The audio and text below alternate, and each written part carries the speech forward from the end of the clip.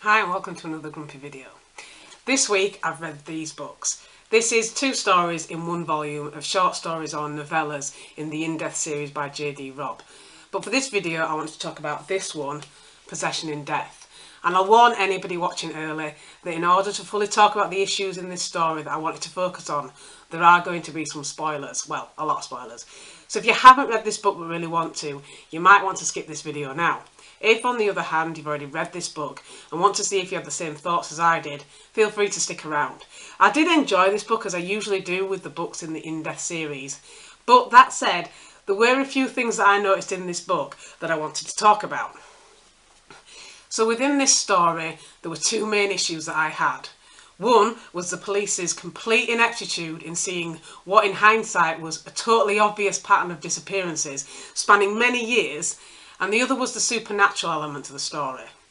I will say that although in real life I do reject supernatural elements, I don't apply the same principles to books. In fiction, you can build any world you want, in any way you want, because fiction isn't meant to be real. You can have something that's realistic, obviously, but you can also make a world that is completely fantastical that would never happen in reality. So this isn't just me saying, well, that could never happen. In fiction, I accept that it can. I'll read about vampires, ghosts, humanity, colonising planets that would never really support human life, voodoo, time travel, you name it. Before I get into the issues, I'm going to need to give a description of the storyline. So the story begins before the book starts and is alluded to throughout the book. It starts with an old woman who bumps into Eve Dallas, who is a lieutenant in the New York Police Department, while she's dropping somebody off from a social function. This old woman literally falls into a path, projectiling blood along the road as she goes. As Eve attempts to stabilise her whilst waiting for the emergency services to arrive and take over, the old woman manages to pass on the message that she's looking for a missing girl and asks Eve to allow her in and find the young woman. So Eve agrees to this, willing to say anything to keep the woman calm while they wait for professional medical people to take over.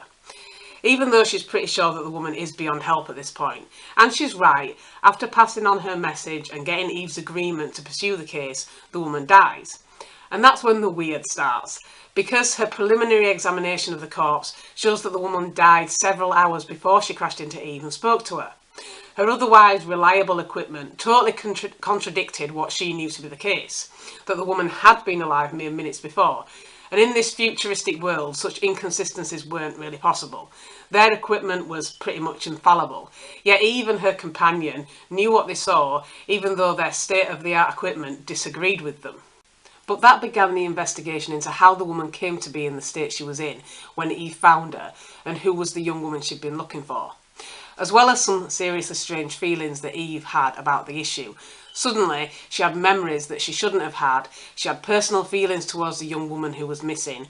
She also suddenly knew how to speak Russian and Hungarian, an ability she hadn't had before. She could also see flashes of the future, speak to ghosts that she'd never even believed in before, and knew the recipe for a really nice goulash, when normally this was a woman who could burn a salad.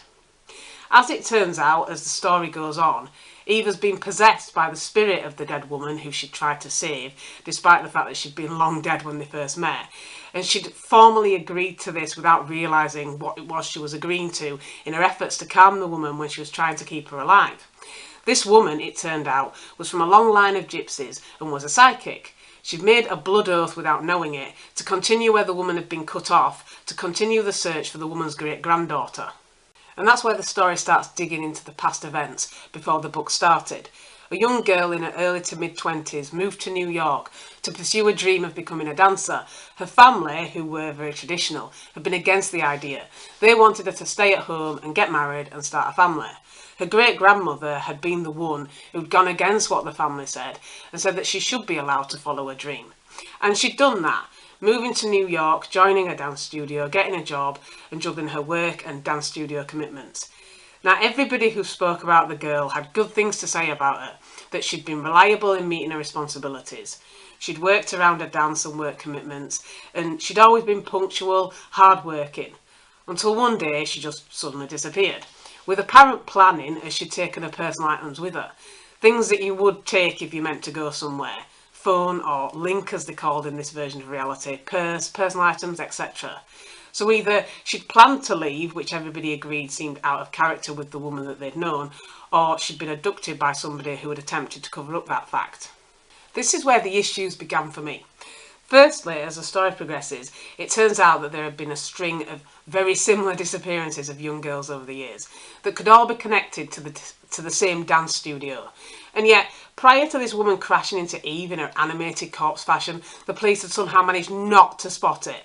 Despite having much better technology than we have today, and even computers with stochastic capabilities at their disposal, they still hadn't managed to see what was, with hindsight, blindingly obvious. Not until Eve was on the case.